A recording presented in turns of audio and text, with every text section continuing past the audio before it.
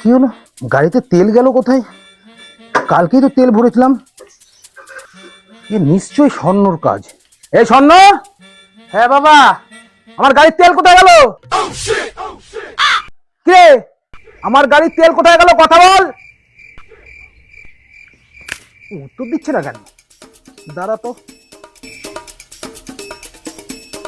এই প্রথমে ডাকলাম সারা দিলি, তারপর থেকে ডেকে যাচ্ছি, বলছি তেল কোথায় গেল, আমার গাড়ির তেল কোথায় গেল, উত্তর দিচ্ছিস না কেন? ওই বাবা, ফার্স্টে ডাকলা তো শুনতে পারলাম, তারপরে কি বলে শুনতে পারলাম না, শুনতে পাইনি আমি। এই ঘর দিয়ে শোনা যায় না। এই ঘর দিয়ে শোনা যায় না?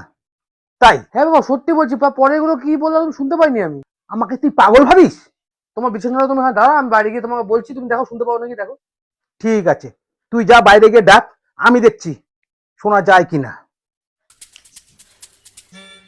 বাবা, হ্যাঁ বল, শুনতে পাচ্ছি। বলছি কালকে তুমি টুম্পার মাকে নিয়ে বাইকে করে কোথায় যাচ্ছিলে?